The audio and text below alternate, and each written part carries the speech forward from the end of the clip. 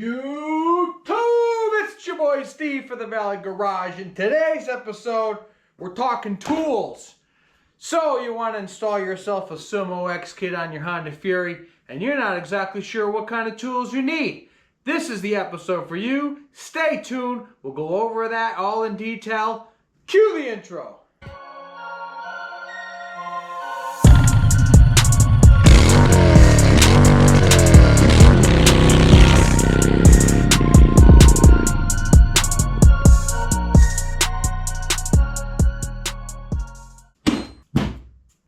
We're back. All right, we're back.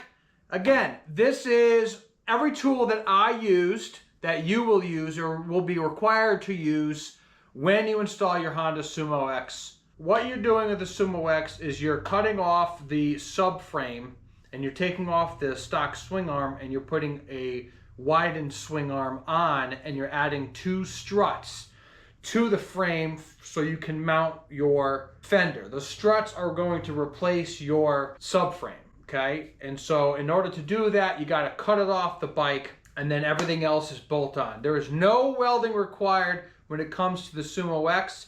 If you need assistance on trying to walk through it, I made individual details step by step as you go, and I will be making a larger episode for you to see a whole walkthrough for you to watch in your leisure. So if you have a Honda Fury, obviously you know what it looks like, but if you don't know what the SumoX looks like and you haven't been watching any of the videos, it looks like this. You've got where you cut your subframe, you drill holes into the actual frame, okay?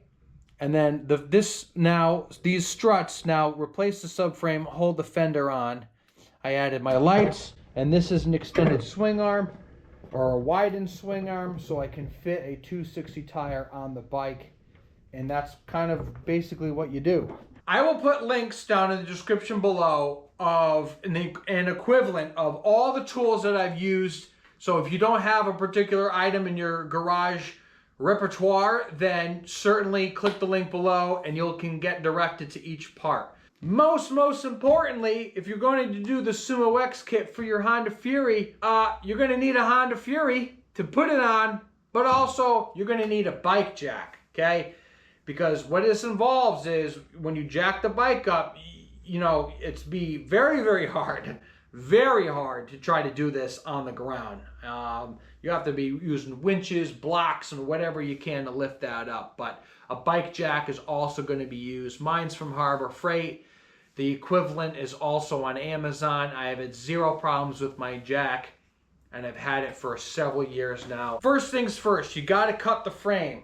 You can use a hacksaw, you can use a sawzall, but in my case, I used a face shield and a 90-degree cutting wheel, die grinder, and I had 4-inch, and I used 6-inch cutting wheels, okay? And I used flap wheel for sanding, okay? To get through that. And I like the 90-degree because you can literally get behind it and you can see exactly where you're cutting and looking through the fire and flames as you're grinding away. So a cutter, some sort of cutting is the first step. After you cut, you're gonna also need drill some holes. And in order to guide your holes through the strut, you're gonna wanna use a punch transfer set, okay?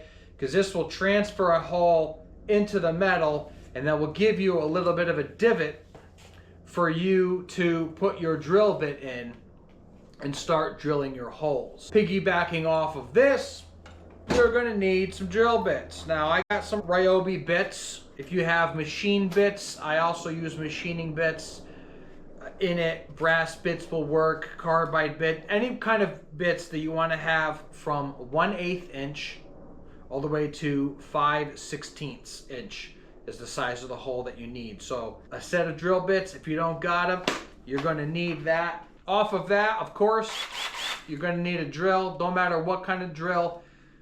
You're better off if you have a little bit of a sight glass, so when you drill your holes through the frame, you can kind of see where you are and be as level as possible. Another unique item, and this is optional, but for me, I wanted to throw in and solder in my turning signals, and then I have a nice kit. So I have a Weller sight glass so I can see when I'm soldering. A bunch of wires that match my turning signals. Again, this is optional. And I also have my soldering kit as well. So those things I needed for me to make it look as clean as possible. And with that comes with your turning signals. Your turning signals are whatever you decide you want to use.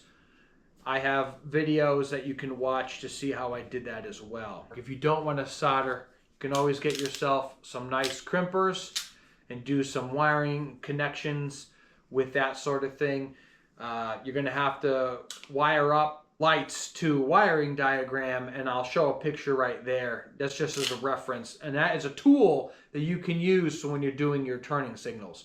So look at that chart right there. I'll keep it up for a couple more seconds. Another unique item that you wouldn't normally find in your garage, typically I guess, would be a staple gun. Okay, you're going to need a staple gun and a couple, maybe some picks.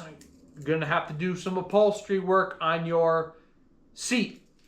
All right, so staple gun is necessary, and some pliers or some pick to get those staples out for you to do some upholstery work. There's that. That right there are the unique items that you may not have in your garage or you may not have access to. So definitely you're going to get those. That's all required to do the build. Next up is more of the basic tools that you're going to need to do your install. Starting from the more outlandish ones is you're going to need a 27mm wrench for the big bolts on the bike. Apart from a large set of wrenches, you're going to need some large sockets, 32, 22, 24mm, okay? So this set I got, super nice. It's got 32 to 23. Don't have larger sockets. Obviously you can use a wrench. Again, I'll put the link in the description below, but it's always good to have some big wrenches, and that's basically going to be for your rear swing arm pivot bolt and also your rear locking nut or your rear nut for your rear axle. And with that, the other side of the axle will come this, okay? If you don't have a 22mm Allen, this can take the place of that, and then this is required for the side hull of your rear swing arm. So I'll, again, put a link in the description below. Okay, apart from the large sockets, you'll also need a couple of ratchets. I got a Big Johnny ratchet here. I've got a medium-sized ratchet as well, 3/8, 1/2 inch. And I got a 3/8 torque wrench. Torque wrench could be good too for when you're torquing down all your nuts and bolts for your install. So big wrenches, big sockets, axle socket, all good stuff there. Flashlight, obviously to see. A dead blow for hammering softly on a couple of things to make things move. A lump hammer I used to strike the backside of my transfer punches. Don't really need this. I have it to really make a definite hole. A regular hammer will work just fine. Knife, okay? It's always good to have a knife. You got to cut something, clean some threads out of a bolt or something like that. Cutting wires that you're going to need to do when you do your wiring, so a knife is always good. You get yourself basic Phillips, not necessary. There's no Phillips in the kit, but it helps align your axles. You can use a flat head or a mini pry bar that will also help get you through what you need to do. And your sockets. American, because the SumoX kit is American sockets, more commonly going to be 7/16, 1/2 inch, and 3/8. Okay, so those are going to be very common for the SumoX socket or wrench set as well, or both, right? You want to have options. Same thing with the millimeters. 14 mil, 16, 17 mil. You'll run into scenarios you might want to have that. Allen, whether Allen hex heads, whether they're a ratchet, whether they're individual Allen keys, or you have a tool, you're going to need some Allens, okay? That's for the strut mount bolts to get that all put together. Good to have. Metric for the bike and SAE for the SumoX kit as well. You're also going to want to have pliers, dikes, some wire strippers when if you do electrical work for the turning signals, okay? You're going to want to have these to get the job done. Everything, as I mentioned, all of these tools I used for my install, okay? The point of my install and using hand tools is just to show you it's not that difficult to do. You can do it with basic tools. You don't need some crazy hardware or anything like that, all right? As a DIY guy here, Valley Garage, we're all about working on our own stuff, just further proving you don't need to be a master mechanic to work on your own things. Just take your time, try to have fun with it. I didn't really have any snags with the install. If you don't have a couple of these items, definitely get them. They will help.